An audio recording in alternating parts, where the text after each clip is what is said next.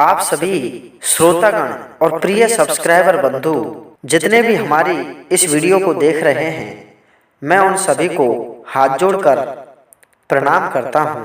आप सभी श्रोतागण और प्रिय सब्सक्राइबर बंधुओं से मेरा निवेदन है, इस कहानी को मन लगा करके पूरा सुनें। इस कहानी को बीच में छोड़ करके ना जाएं। ये कहानी बहुत ही ज्ञानवर्धक होने वाली है और इस कहानी से हमें बहुत बड़ी बड़ी शिक्षाएं मिलने वाली हैं। वीडियो को शुरू करने से पहले आप हमारे चैनल को सब्सक्राइब करके लाइक बटन को अवश्य दबा दें। एक समय की बात है, एक नगरी में एक बूढ़ी माता और उसका पुत्र रहा करते थे।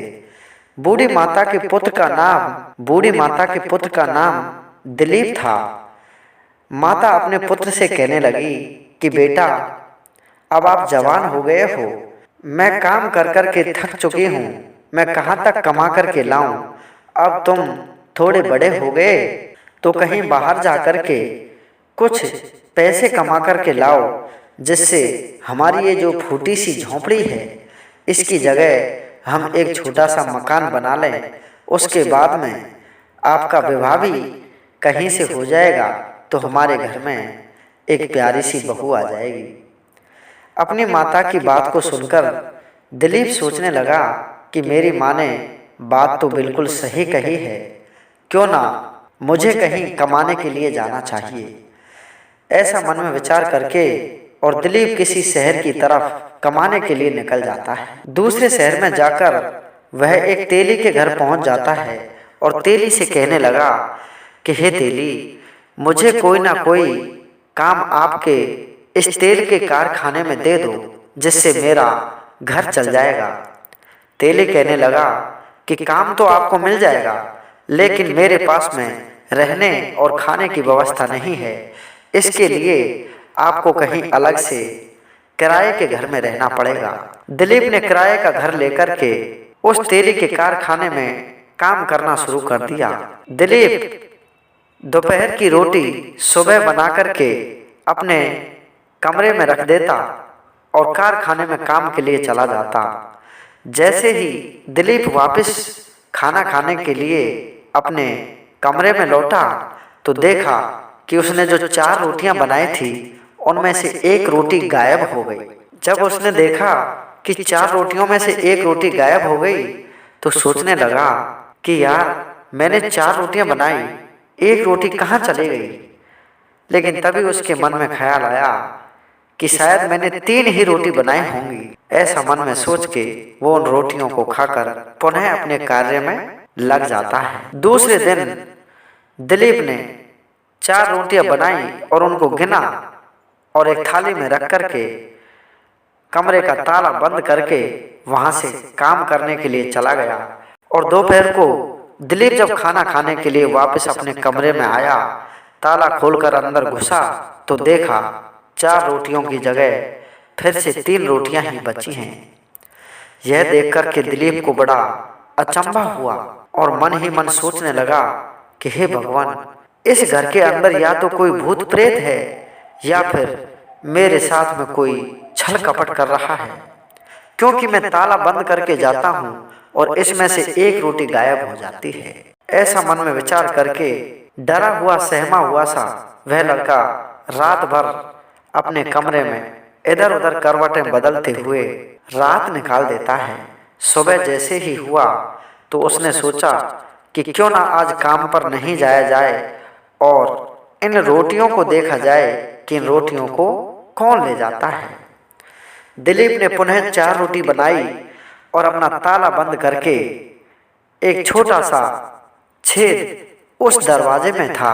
उस दरवाजे के छेद पर दिलीप ने अपनी एक आंख को लगा लिया और वहीं पर बैठ गया तो देखता है कि एक बड़ा सा चूहा और उसमें से एक रोटी को खींच करके बिल में ले जा रहा होता है। तभी दिलीप ने आवाज लगाई कि हे चूहा, मैं इतनी मेहनत से काम करके और कमा के रोटी बनाता हूँ और तू फोकट में ही मेरी रोटियों को खा जाता है। चूहा कहने लगा कि सुनो, भगवान ने मेरी किस्मत में ऐसा ही लिखा है कि तू रोटी बनाएगा और मैं तेरी रोटी को खाऊंगा। जो किस्मत में होता है वही हमें मिलता है। दिलीप ने मन में सोचा कि हे चूहा, अगर भगवान ने ऐसा ही लिखा है कि आपको बनी बनाई रोटियां खाने को मिलेंगी, तो मुझे ये बताओ कि भगवान स्वयं कहाँ मिलेगा। मैं भगवान से मिलकर ही आऊंगा। चूहा कहने लगा कि अगर तुम्हें भगवान से मिलना है तो यहाँ से जाइए, 7 समंदर पार आपको भगवान मिल जाएंगे और उनसे आप पूछ लेना कि जो किस्मत में होता है उसको वही खाता है। अब तो दिलीप के मन में एक ही जिद हो गई कि सारा काम काज छोड़ करके भगवान से ही मिलना है। देखता हूं कि भगवान कैसे किसकी किस्मत का किसे देते हैं। ऐसा मन में विचार करके और वह लड़का चल देता है वह शहर छोड़कर जंगल की तरफ। चलते चलते उसको रात का समय हुआ तो उसने देखा कि एक जंगल में एक बहुत छोटी सी झोंपड़ी बनी हुई है और उसमें एक बूढ़ी माता और उसकी एक जवान बेटी निवास कर रही हैं। उस बूढ़ी माता के घर पर दिलीप पहुंच गया और कहने लगा कि हे माता, मैं रात भर आपके यहाँ रुक सकता हूँ क्या? माता कहने लगी कि बेटा, रात भर रुकना नहीं, यहीं पर आप खाना खाना और यहीं पर सोना और सुबह आपको जहाँ जाना है वहाँ चले जाना। दिलीप कहने लगा कि हे माता, मुझे कहीं नहीं जाना, मुझे 7 समंदर पार भगवान के पास जाना है, भगवान से मिल के आना है। बुढ़िया कहने लगी कि बेटा, जब तू भगवान के पास में जाए तो मेरी एक बात अवश्य पूछ लेना कि मेरी ये जवान बेटी है, ये मुझसे मुंह से नहीं बोलती है, इसका क्या कारण है? लड़का कहने लगा कि हे माता, मैं मेरा प्रश्न भगवान से नहीं पूछूंगा, लेकिन आपका प्रश्न जरूर पूछूंगा कि आपकी लड़की आपसे मुंह से क्यों नहीं बोलती है। सुबह का वक्त हुआ। दिलीप उस माता की झोंपड़ी में से चलता है और पहुंच जाता है पहले समुद्र की तीर पर। वहां देखता है कि इस समुद्र की दूसरी तरफ मैं कैसे पहुंचूंगा। यहाँ पर ना तो कोई नाव है, ना कोई तैरने का साधन है। तभी उसकी निगाह एक टापू पर पड़ती है कि वहां पर एक बहुत बड़ा संत महात्मा तपस्या कर रहा होता है। उसने संत महात्मा को आवाज लगाई तो महात्मा के पास में एक लकड़ी का घोड़ा होता है। वो घोड़ा इतना तेज था कि जैसे ही महात्मा उसे आदेश देते, उसके आदेश का पालन करते हुए वह घोड़ा वहीं पहुंच जाता। महात्मा ने दिलीप की आवाज को सुना तो अपने घोड़े से कहा कि जाओ घोड़ा, उस मुसाफिर को मेरे पास लेकर के आओ। तुरंत घोड़ा तीर पर आ जाता है और दिलीप को अपनी पीठ पर बैठाकर बाबा जी के पास में उतार देता है। बाबा जी दिलीप से पूछने लगा कि बेटा, आप कहाँ जा रहे हो? दिलीप ने कहा कि बाबा, 7 समंदर पार मुझे भगवान से मिलने जाना है। बाबा कहने लगे कि बेटा, मेरा एक प्रश्न है, वो आप भगवान से अवश्य पूछ लेना। दिलीप ने कहा कि कहो बाबा, कौन सा प्रश्न है? मैं आपका प्रश्न भगवान से अवश्य पूछ करके आऊंगा। बाबा कहने लगे कि मैं काफी सालों से यहाँ तपस्या कर रहा हूँ, मुझे नरक मिलेगा या स्वर्ग, ये बात आप भगवान से जरूर पूछ करके आना। दिलीप उस घोड़े पर सवार होकर के और 7 समंदर पार पहुंच जाता है।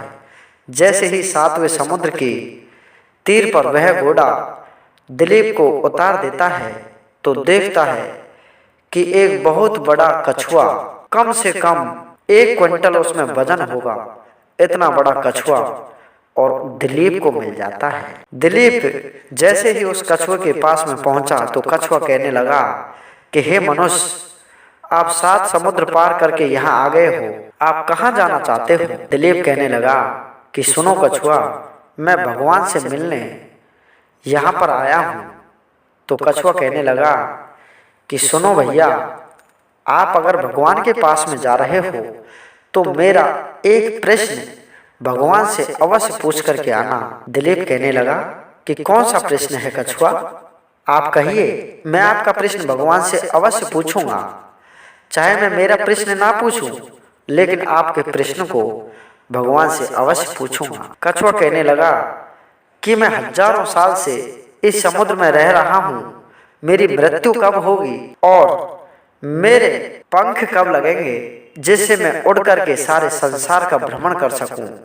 मैं इस पानी ही पानी में रहता हूँ, जब मेरे पंख लग जाएंगे तो मैं इस संसार का भ्रमण करना चाहता हूँ। तो ये बात आप मेरे भगवान से अवश्य पूछना।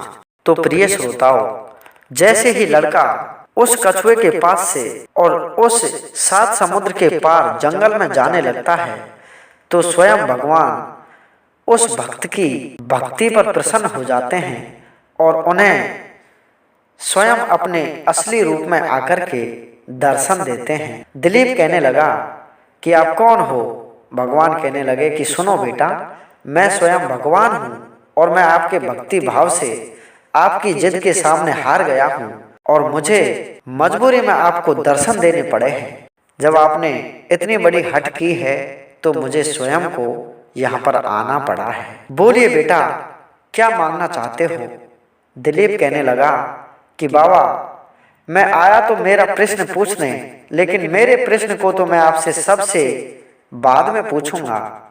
पहले मुझे ये बताओ कि जब मैं रास्ते में आ रहा था तो मुझे एक बूढ़ी माता मिली और उन्होंने पूछा कि आप भगवान से पूछ के आना कि मेरी एक जवान बेटी है जिसकी उम्र 20-22 साल हो चुकी है, वो मुंह से क्यों नहीं बोलती। भगवान कहने लगे कि बेटा, उस बुढ़िया से जाकर कहना कि हे माता, आप इस अपनी बेटी की शादी करवा दो।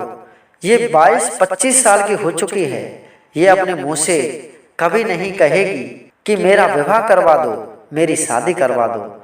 ये तो आपको स्वयं को देखना चाहिए कि जब आपकी लड़की 25 साल की हो चुकी है और आपने इसका विवाह नहीं किया है तो ये क्यों आपसे बोलेगी। तो श्रोताओं, पहले प्रश्न का उत्तर यही है कि किसी के भी घर में जब लड़की 22-25 साल की हो जाए तो उससे पहले ही विवाह कर देना चाहिए। दूसरा प्रश्न लड़का भगवान से पूछने लगा कि सुनो भगवान, दूसरा प्रश्न मेरा यह है कि एक बाबा संत महात्मा काफी दिनों से तपस्या कर रहे हैं। वो पूछ रहे हैं कि मैं नरक में जाऊंगा या स्वर्ग में। भगवान कहने लगे कि बेटा, उस बाबा से जाकर के कहना कि तुम्हारे पास में जो ये लकड़ी का घोड़ा है ये मायावी है, इसके सहारे से आप सारे संसार में भ्रमण करते हो। जहां आपका मन करता है, आपके आदेश का पालन ये घोड़ा करता है। आपका मन इस घोड़े में फंसा हुआ है, ना कि तपस्या में।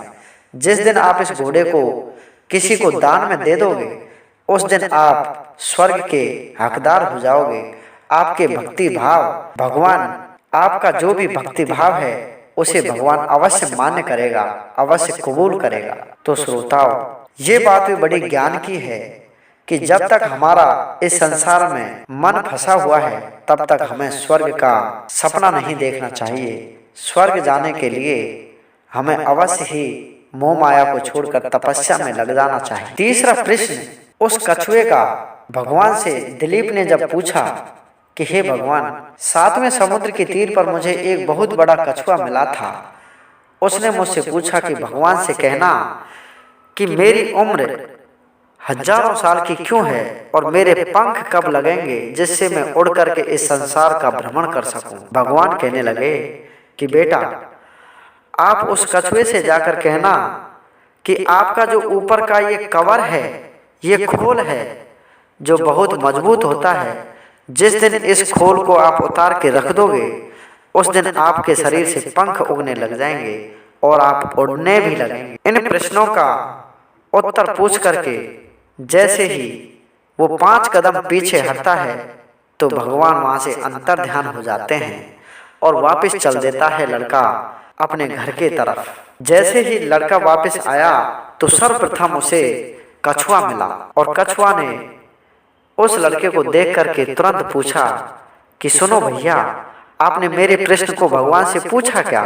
लड़का कहने लगा कि मैंने भगवान से पूछा तो उन्होंने कहा कि जिस दिन आपका ये ऊपर का खोल है, ये कवर है, ये हट जाएगा, उस दिन आपके पंख निकल आएंगे। कछुआ कहने लगा कि भैया, इस समुद्र में मेरे खोल को हटाने वाला कोई नहीं है। आज आप आए हो तो ये पुण्य कार्य आप ही कर दो। लड़के ने जोर लगाया और उसकी पीठ से उस खोल को उखाड़ दिया। खोल उखाड़ते ही खोल कछुए की पीठ से जैसे ही हटा तो कछुए की मृत्यु उसी समय हो गई। लेकिन उसके पेट में, वो समुद्र में रहता था, तो हीरे मोती जवाहरात कई तरह के कीमती रत्न उसके पेट में मिले। दिलीप ने अपनी झोली में सारे हीरे मोतियों को भर लिया और घोड़े पर बैठ करके पहुंच जाता है बाबा जी के पास में। बाबा जी लड़के को देखकर कहने लगा कि सुनो बेटा, आपने भगवान से मेरा प्रश्न पूछा क्या?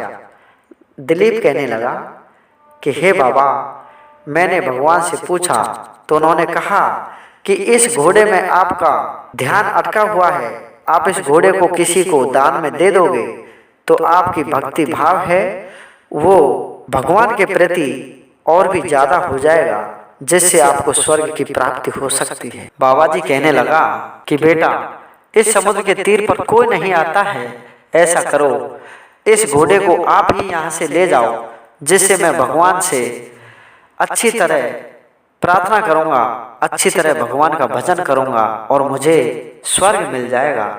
लड़का हीरे मोती और उस घोड़े को अपने साथ में ले जाकर उसी बूढ़ी माता के घर पर पहुंच जाता है। बूढ़ी माता दिलीप को देख करके पूछने लगी कि बेटा, आपने मेरा प्रश्न भगवान से पूछा क्या?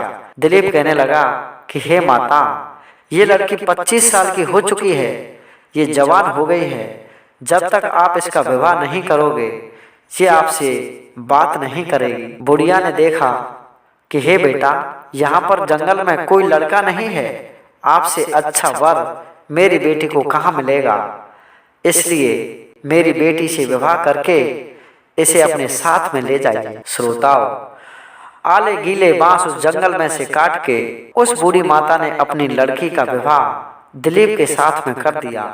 अब तो दिलीप के साथ में एक तो जादुई घोड़ा और हीरे मोती तथा अब तो उसका विवाह भी हो चुका, उसकी पत्नी भी उसके साथ में हो जाती है। तीनों को लेकर के दिलीप अपनी बूढ़ी माँ के पास में पहुंच जाता है। वो बूढ़ी माता उसी दिन से भूखा व्रत कर रही थी जिस दिन से दिलीप घर छोड़ करके कमाने के लिए गया हुआ था। अपने लड़के को अपनी बहू और घोड़े के साथ में देख करके बूढ़ी माता बड़ी प्रसन्न हुई और कहने लगी कि बेटा, जिस दिन से तू गया है मैंने यहाँ पर खाना नहीं खाया है और मैं अनवरत भगवान का नाम ले रही थी कि हे भगवान, मेरे बेटे की रक्षा करना, वो अभी छोटा है, कमाना भी नहीं जानता, कहाँ पर क्या कर रहा होगा, उसका ध्यान आप अवश्य रखना। तब जाकर दिलीप को समझ में आया कि हे माता, मैं तो सोच रहा था कि ये सारे कारनामे जो मेरे साथ में हो रहे हैं ये मेरी मेहनत से हो रहे हैं, मुझे पता नहीं कि आप भगवान से सीधे बात कर रही थी कि मेरे बेटे की रक्षा करना।